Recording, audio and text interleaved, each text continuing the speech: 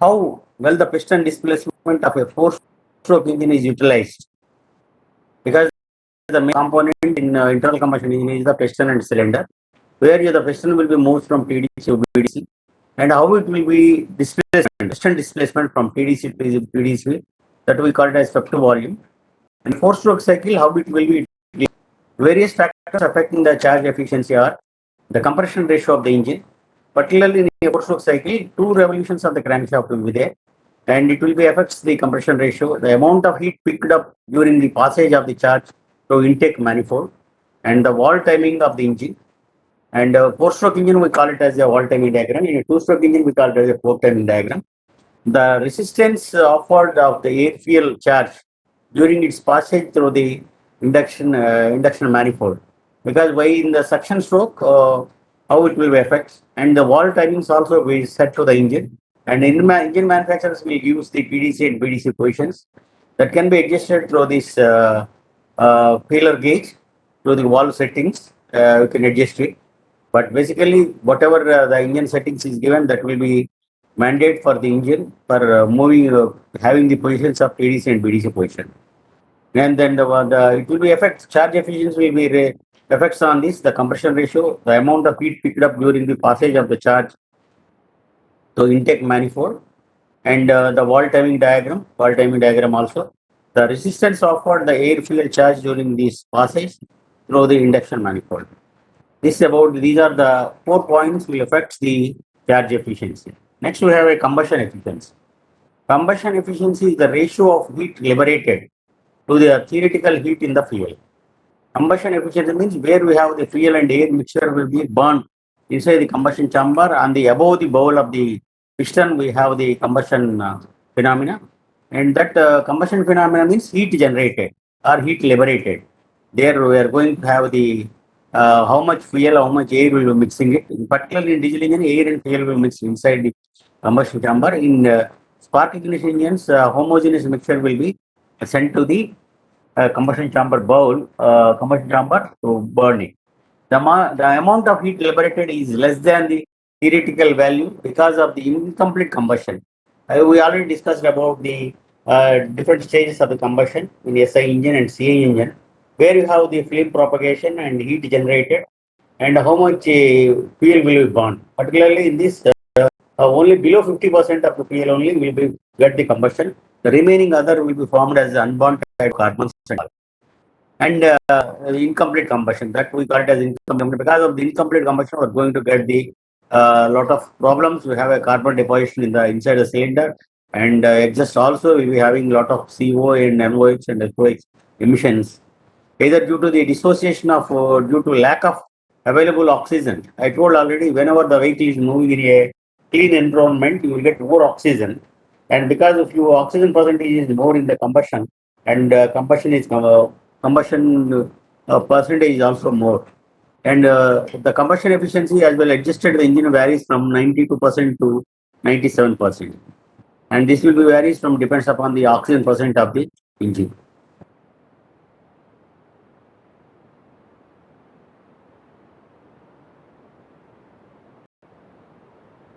Next, we are going to see this engine performance characteristics. How the engine performance characteristics are a convenient graphical presentation of an engine performance. Basically, whatever the load test or the performance test, whatever the test heat balance test, whatever you are going to give the phenomena, we are going to draw the graphs, PV diagrams or DS diagrams or the fuel consumption, different diagrams, graphical method only we are going to show the performance of the engine. And they are constructed from the data obtained during the actual test runs or experimental test runs of the engine, and are particularly useful in comparing the performance of one's engine with the other with that of another. And basically, we have a performance test. Once we conducted, we are going to plot the graphs. I hope you are doing the lab in the ICE lab.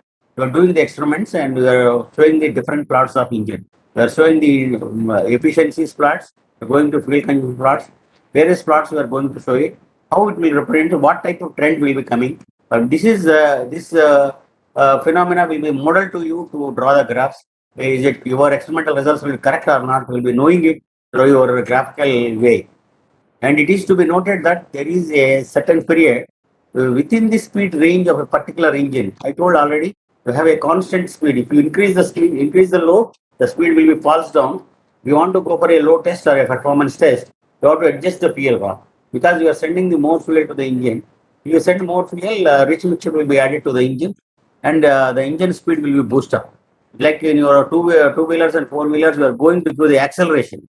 If you give the acceleration cable will be connected to the throttle, and throttle will be opening it, more fuel will be going inside the engine, and you are going to enhance the speed and you are bringing it to the rated RPM. Suppose you are doing a single cylinder Kirloskop diesel engine in our lab, the engine maximum speed is 1500 RPM. You have to reach the 1500 RPM, and you have to adjust the fuel rack each and every load. First, you are going to start with the zero load, then you are going to 0.5 load. If you increase the load, automatically speed will be falls down. Immediately, you are near the fuel rack, you are going to adjust it. And once the fuel is adjusted, automatically speed will be comes down to the same position. While doing the load test or performance test, throughout the test, your engine should be in all the loads the same speed. And in this also, we have variational speed also, you can do it. But basically, while doing the performances in our lab, particularly, and load test, we are doing it. And we're keeping the speed will be constant. And the cylinder cycle will be maximum. At this point, the maximum force can therefore be exerted on the piston. For all practical purpose, the torque or engine capacity to do work will also be the maximum at this point. Thus, there is a particular engine speed at which the charge per cycle, per cylinder, per cycle is maximum, and at approximately the same speed, the torque of the engine will be maximum. And in this, actually, at this point, there is a particular engine speed at which the charge per cycle, cylinder per cycle is maximum, and approximately this same speed, the torque of the engine will be maximum.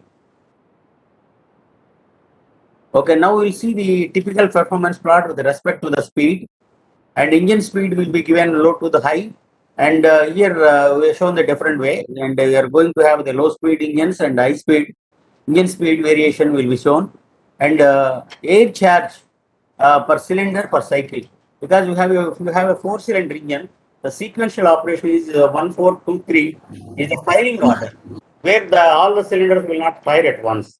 Because first cylinder will be operating, and then fourth cylinder will be operating. Then crankshaft will be designed like this.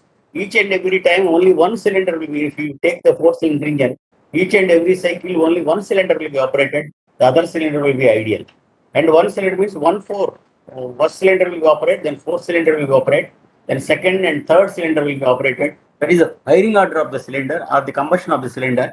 And each and every cylinder will use the power sequential order. And if you have the air per cycle cylinder, we're going to have the air consumption, means air will be going inside the cylinder in suction stroke. Air consumption will be seen from lower to the higher level.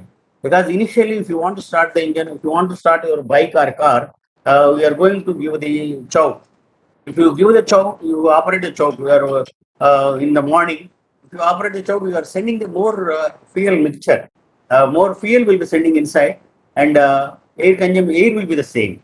And air will be the same, and fuel will be the more. Then air consumption rate from lower you are going to see. At a low speeds, it will be higher. If you go higher speeds, air consumption will be these things. And we have the indicated power also. You can see it. And you have maximum torque will be available here at the middle of it, and you have the higher speed for maximum indicated power will be available in higher speeds. And indicated power is the brake power is the real power developed by the engine. Indicated power will shows this trending graph will be showing to from lower to the higher it will be peak. Then air charge will be having from higher to the lower, where we are going to have, and torque indicated also will be shown it here. It has a full throttle opening. If you're going more speed means you're opening the full throttle, more fuel will be going in, or more mixture will be going inside the engine for getting of the combustion for higher speeds. And lower speeds, we have air consumption is delay. Air consumption is same for all these things, but air mixture will be sending it from initial to the final. And the relationship between the air charge per cylinder or cycle and torque, as well as the air consumption in indicated power, is illustrated in the figure. Note that the maximum torque occurs at lower speeds than the maximum indicated power. And figure shows some of the other important performance characteristics of a typical SI engine.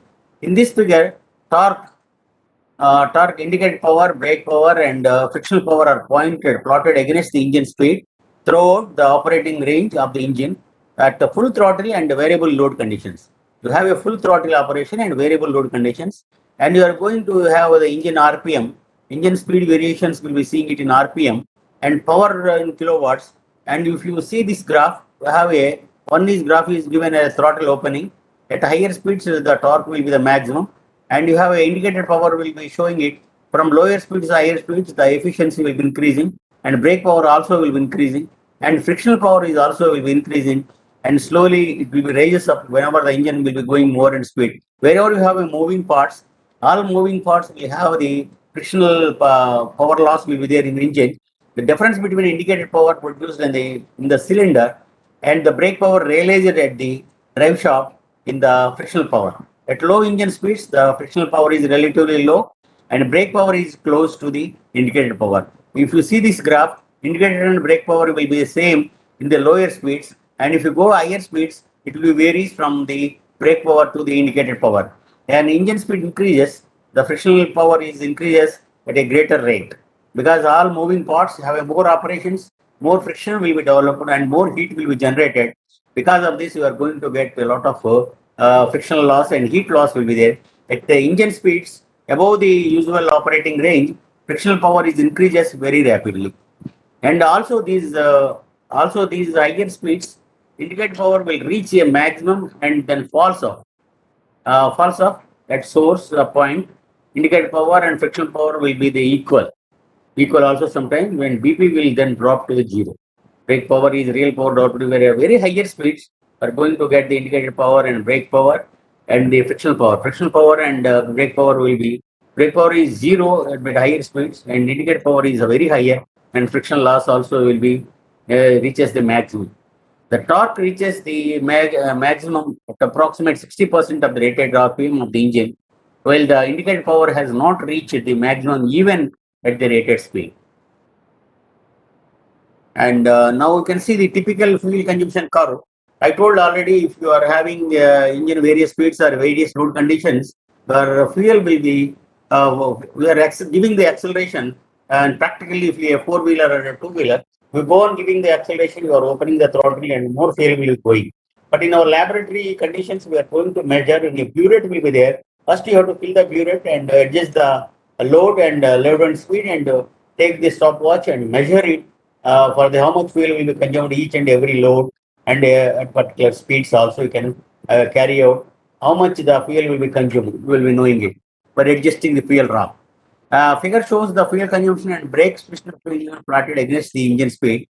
For the same engine operating under the same condition, the figure shows fuel consumption and brake special fuel consumption plotted against the engine speed. For the same engine operating under the same conditions, the quantity of fuel consumed increases with the engine speed. Basically, whenever the engine speed is increasing, automatically fuel will be consumed more. The brake specific fuel consumption, on the other hand, drops as the speed is increased in the low speed range.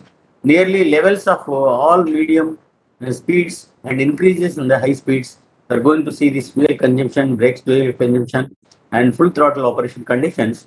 We are going to see this engine speed along with the engine speed, and the fuel consumption also in kg per hour, and brake specific in kg per kilowatt hour. We are going to see it, and you are seeing the normal fuel consumption and the brake specific fuel consumption. According to the brake power, we are going to have this and to full throttle operation. We are going to, at low speeds, the heat loss to the combustion chamber walls proportionately greater than the combustion efficiency is poorer, resulting in higher and fuel consumption for the power produced.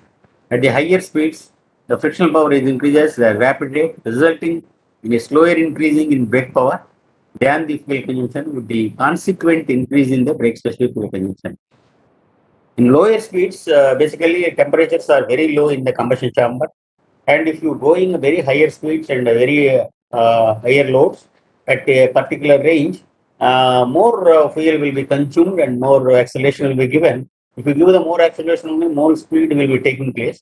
If you give the more acceleration, means the acceleration cable is connected to the fuel rod, and where we are going to have the fuel consumption will be more. Where we have higher speeds and higher loads, friction loss also more, and brake specific frequency is less high, and indicator thermal efficiency is more.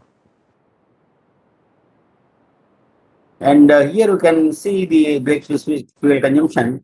We are seeing from the full load and 0 to higher load how it will be increasing full throttle, constant speed, constant air fuel ratio, and brake specific. Illustrate the general shape of the curve for any given RPM.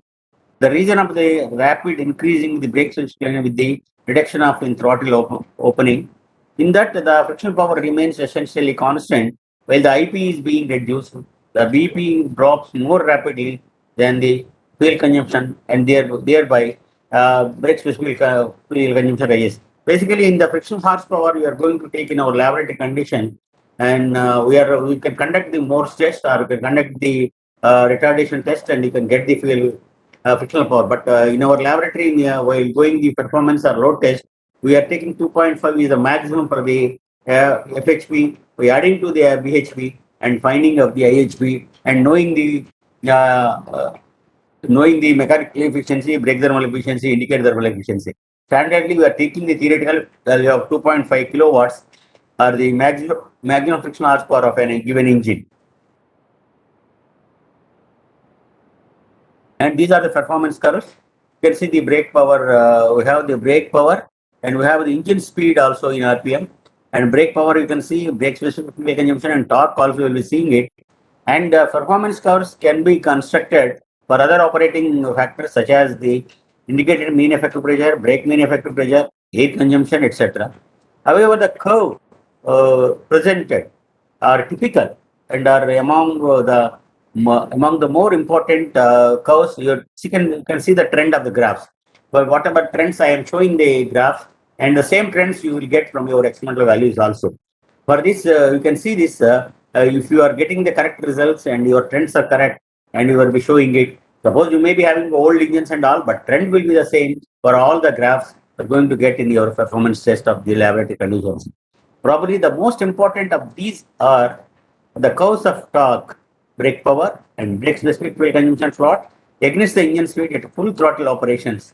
These curves are the one most generally published by engine manufacturers with the descriptive literature on their engine models. Such a plot would look similar to the engine. Suppose if you want to see any engine performance generally, because engine manufacturers they will conduct some tests and they will give the trend of the graphs. The trend is same, then you can say that performance is good, and performance will be evaluated through the graphs of the or any of the engine.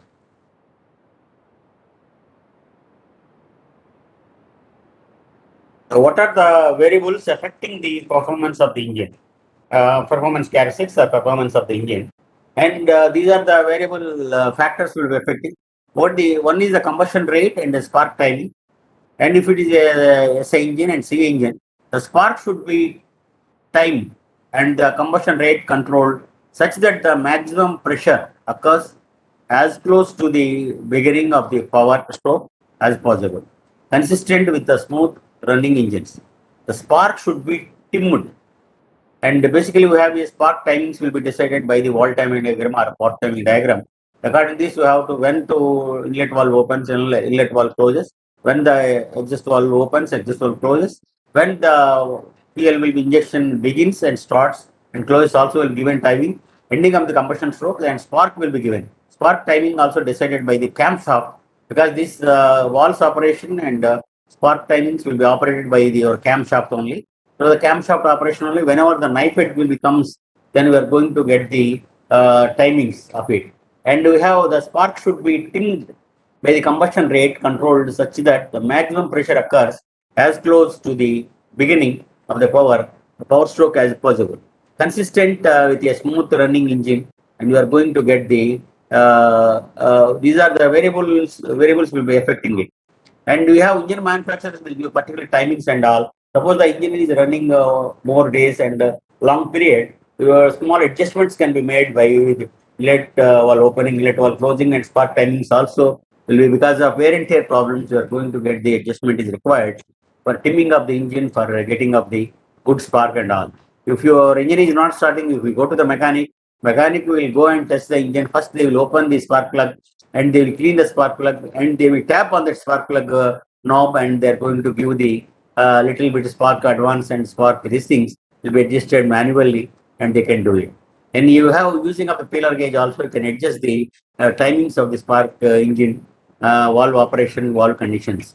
And as a general rule, the spark timing and the combustion rate are regulated in such a way that approximately one half of the total pressure rise due to the combustion has occurred as the piston reaches TDC on the compression stroke. As a general rule, the spark timing and combustion rate are regulated in such a way that approximately one half of the total pressure rise due to combustion has occurred as the piston reaches TDC on the compression stroke.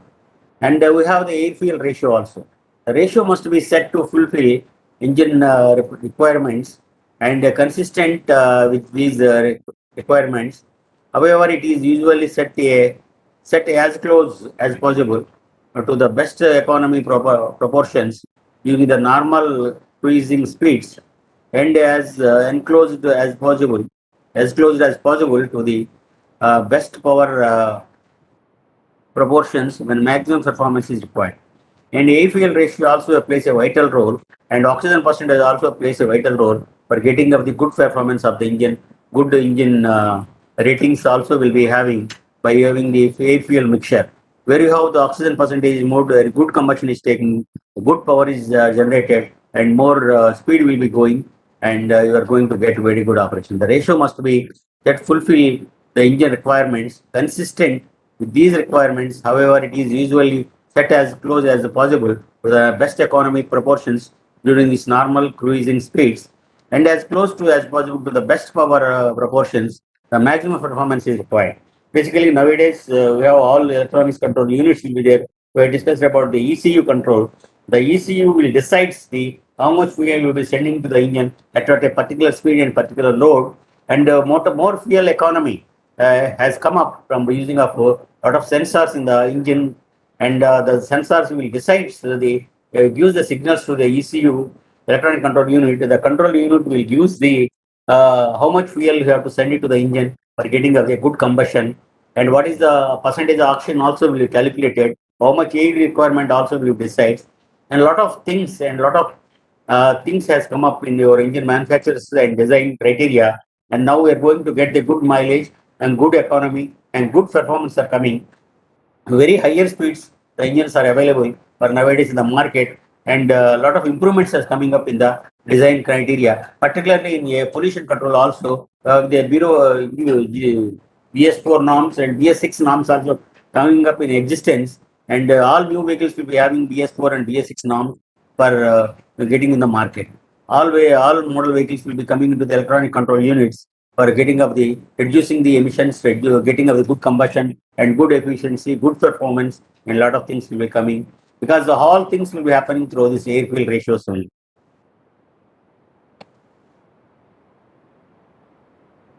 And you have a compression ratio and an engine speed, and an increasing in compression ratio increases the thermal efficiency.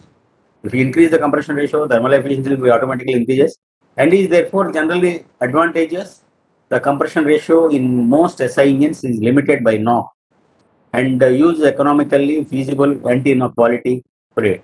Because we have discussed about cetane number, octane number, and all. And these things, if the quality of the fuel is also good, and oxygen percentage is good, and mixture of combustion also will be homogeneous mixture preparation is good, then you can reduce the anti-knock quality of the fuel. Depends upon the quality of the fuel. You can reduce the anti-knock criteria for getting of the good performance of the engine. Increasing the compression ratio also increases the friction of the engine. If you increase the compression ratio, automatically friction also will increase, particularly between the piston rings and the cylinder walls. And there is a point at which further increasing the compression ratio would not be profitable. So this point appears to be a rather high or rather high. because if you increase the compression ratio, also we have a lot of disadvantages, and having the friction of the engine is more, and a lot of damages will be coming, wear and tear problems will coming on the piston rings and piston compression rings and cylinder walls. And if you the percentage of fuel will be the more, and carbon deposition more in the beside the cylinder line, and a lot of things unbound hydrocarbons, and a lot of pollution will be happen, a lot of friction will be happen, and because of these unbound hydrocarbons, we are going to get the a lot of vibrations also, and because of the vibrations, also friction losses will be the more. And the engine speed, particularly in engine speed, at low speed, a greater length of time is available for heat transfer to the engine cylinder walls, and therefore a greater proportion of heat loss occurs up to the certain point. Higher speeds produce greater air consumption, and therefore greater indicated power. If you want to go for higher speeds, automatically you have to give the acceleration. If you give the acceleration, more admittance of the fuel will be there inside the combustion chamber. At higher speeds, however, are accomplishment by rapidly increasing friction power and by greater the inertia in the moving parts. Consequently, the engine speed range must be compromised. Although most present day designs appear to favor the higher speeds. Basically, if you have the particular limit, you may be observing in your motorbikes or cars, and the engine dial or indicator will use the different types of colors will be given in color coding will be given in our speedometer. And first one they will give you a green, then they will give you orange, then they will give you a red. Suppose if your engine manufacturers will prescribe the designing of your vehicle for a up to the orange range only. Because in the if you go orange range, you will get a good fuel economy range, and you will get a good speed and all normal speeds only. That may be given to 80 or 100 only. If you give more than 100, the design criteria may not meet you, and it may be having a red mark which indicates you are in a danger position. The brakes may not apply properly, and these are all things. Economy will lose, and a lot of things will be coming up while going at higher speeds. Controlling also very important for your vehicle of a car or a bike. Whenever you are going to have your dial indicator or speedometer will indicate the different types of color codings. One is a green and orange and red will be given. If you go and observe your vehicle, then you are going in a more than 100 kilometers range or 80 kilometers range. It will give depends upon the engine cubic capacity they will decide and give you. And if it will shows that if you are going more speeds, you are in the red zone. Red zone means your brakes or your condition of the vehicle, vibration of the vehicle, and designing of the vehicle may not have the proper balancing of it. And that's why you a lot of accidents will be happening, and a lot of confusion will be there while having the engine vibrations, engine movement, and opposite person also will be confused about your vehicle speeds and all. And because of that, all the collapse will be happening it, and a lot of damages are coming. A lot of accidents every year. We have a lot of accidents will be seen. Bike accidents will be seen on the roads, and particularly those who are prescribed limitations of engine manufacturers will be going, and you will get a comfortable journey and comfortable all the braking effects and all will be effects in orange range or a green range will be a very convenient range to give a good fuel economy and good speed range. And you have the against the wind also. It may be designed your vehicle design to against wind also. Wind friction also will be there. That also will be reduced if you go near particular range of speed of your vehicle. Then you are going to get the good performance. And mass of inducted charge, and the greater the mass of the charge inducted, the higher the power produced. For a given engine, the geometry is fixed, and it is desirable to induct the charge to maximum possible density, giving the highest volumetric efficiency. Here we have the mass to inducted charges. The greater the mass of the charge inducted, mass means fuel air mixture or the fuel, the higher the power produced for a given engine, the geometry is fixed and it is desirable to induct the charge at a maximum possible density, giving the higher volumetric efficiency. Basically, in the old engines, most of the things to have jet size will be the same. Whenever you are giving the acceleration, the same quantity of fuel will be going inside the engine and getting up the combustion. And nowadays, we have a ECU control will be there. This ECU will decide how much air will be going inside and how much air will be going, how much speed will be going, how much load of the vehicle will be there. Then that will be decides the correct mixture and sending it to the inside. And previous cases, in all purpose, if you give acceleration, so throttle will be opening, fuel will be going in. That is the our charge will be going in. That may be happening in mass of the induction charges. And we have a heat losses. And because it's a heat engine, we have a lot of heat losses will be there around the engine. If you have a providing the cooling system, still have the heat losses will be the more of the engine. It should be noted that the large portion of the available energy is lost in a non-unusable forms like heat losses. Any any method which can be employed to prevent the excessive heat loss and cause this energy to leave the engine is usual form will tend to increase the engine performance.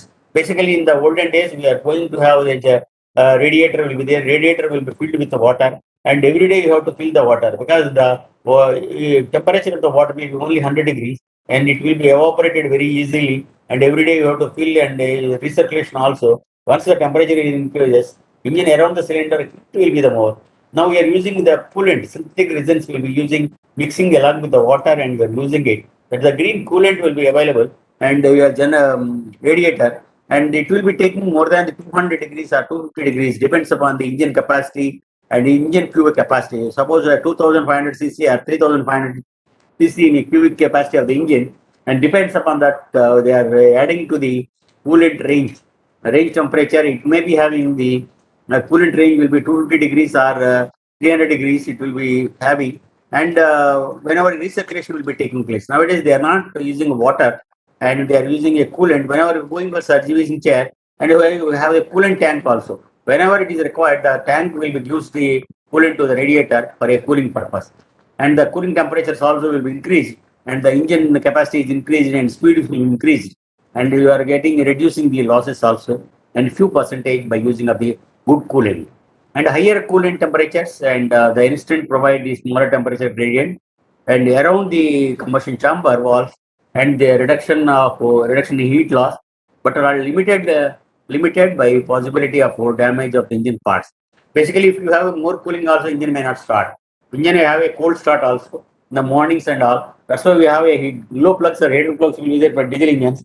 Initially, you have to ignite with the ignition key. Then from the battery, you go to the ignite glow and glows and glow plugs will heat the engine. And once the engine is heated up, you have to start. That's a timer is given. And whenever you have diesel engines, you start the key before going to start. You have to on the key. You have to wait for the timer will stop. Whenever the timer will stops, then only you have to start the engine very easily and quickly you can start. But petrol engines, you don't have a problem because you have a spark plug. It can use the spark and you can start it very easily.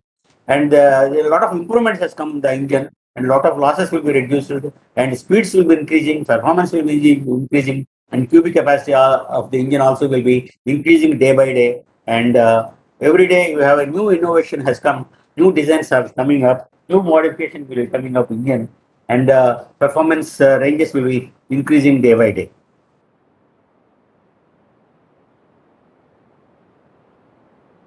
Okay, right. Now we go to the method of improving the engine performance. If we want to increase the performance, what are the factors I told you already? And the engine designer is always interested in method through which engine performance may be improved. There are two general areas in which methods can be utilized to improve performance. The engine put into the engine at the start may be increased. The energy put into the engine. The energy put into the engine at the start may be increased and our the efficiency with which the fuel energy is converted to mechanical energy may be increased. Energy supply may be increased by increasing the mass of the charge entering into the combustion chamber. Supercharging is also one of the method for improving of the method. Accomplishing this, large piston displacement is another solution, and but is limited by engine weight and cooling problems. Improvement in volumetric efficiency also will be there. Would also increase the mass of the charge. Higher engine speeds may be utilized, but these results in increasing in the friction loss and above certain points in lowered the volumetric efficiency, improving the fuels resulting in a greater usable energy content without detonation would also help you. Basically, if you have the energy balance. Now, next Next class, we are going to discuss about the heat balance sheet of the engine and what are the great losses will be happening in the around the engine, where you are going to have the losses and what percentage you are going to have the engine losses there, and to the dissipation, to exhaust, to the induction, a lot of things we are going to discuss here about the engine balance sheet.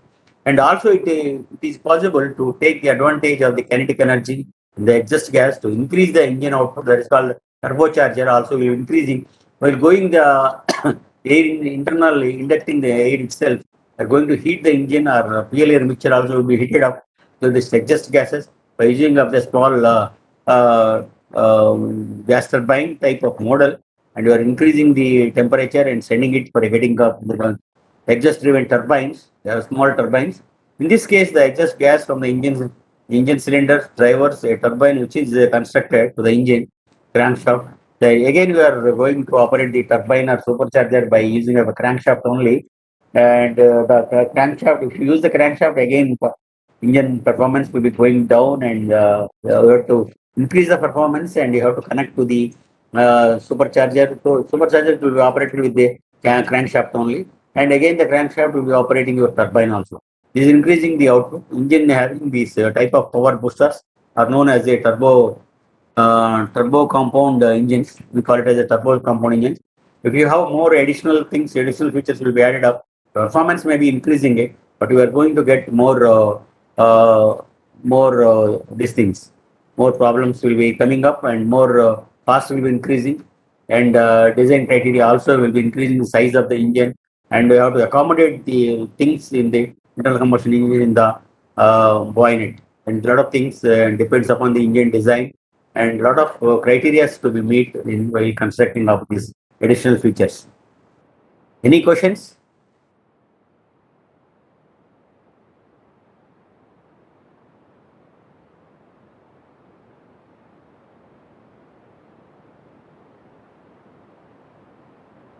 No, sir. Hello, any questions? No, sir. Okay, I am leaving. Okay, sir. Okay, sir.